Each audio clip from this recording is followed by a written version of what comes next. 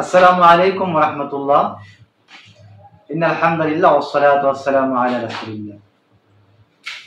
আল কোরআনের দার্সে যারা যুক্ত আছেন, আমি সকলকে আন্তরিক অভিনন্দন এবং শুভেচ্ছা জানাচ্ছি। কোরআন কারীম আমাদের হেদায়েতের আলোকবর্তিকা হিসেবে যেন জীবন চলার পথে একমাত্র সহায়ক হয়। আল্লাহ সুবহানাহু ওয়া তাআলার কাছে আমরা এই প্রার্থনা করি। বন্ধুগণ, আজকে আপনাদের সামনে সুনির্দিষ্ট একটি আয়াত নিয়ে কথা বলবো। সূরা আর-রহমানের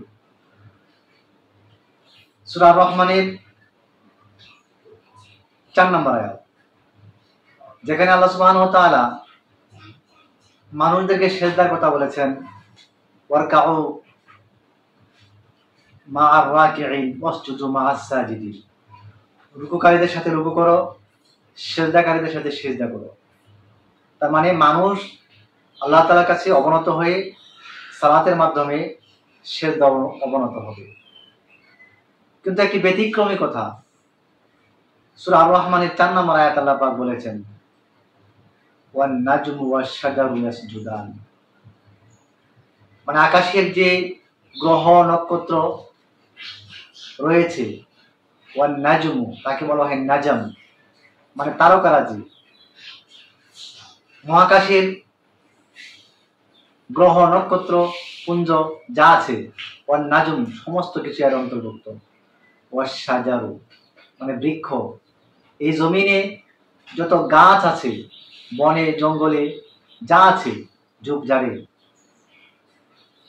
তৃণলতা সহ, ইয়াসজুদান তারা সকলেই আল্লাহকে সিজদা করে। সুবহানাল্লাহ।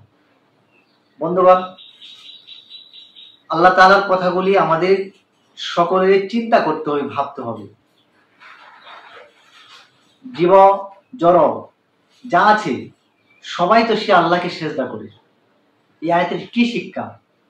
এই আয়াতের শিক্ষা হচ্ছে, যদি জড়জগৎ জীবজগৎ তারা যদি আল্লাহকে সিজদা করি, মানুষ হয়ে আমি আল্লাহকে কেন সিজদা করব? আর মানুষ হয়ে কেন মানুষকে সিজদা করব? যা শিরক।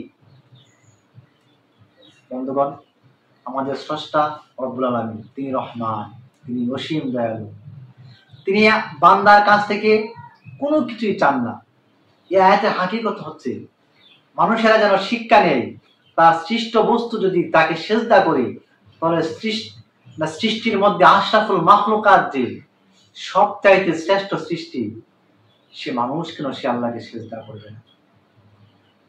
সিজদার মধ্যে আল্লাহ এবং বান্দা কোনো পর্দা থাকে না, এত কাছাকাছি চলে যায়। যুবকরা, মা বোনেরা, যখন কোনো কিছু চাইতে হয়, সিজদায় অবনত হয়ে আল্লাহর কাছে চান, আল্লাহ সব কিছু দেবেন। আমার আল্লাহ এত দয়ালু, এত রহমান। আল্লাহ সুবহানাহু ওয়া তাআলা আমাদেরকে এই আয়াতে কারিমা উপলব্ধি করার তৌফিক দান করুন। ওয়ান নাজমু ওয়াশ শাজারু ইয়াসজুদান, গ্রহ নক্ষত্র তারকারাজি বৃক্ষরাজি সবাই আল্লাহর কাছে সিজদা অবনত হয়ে আছে। আসুন আমরাও আল্লাহর কাছে সিজদা অবনত হই।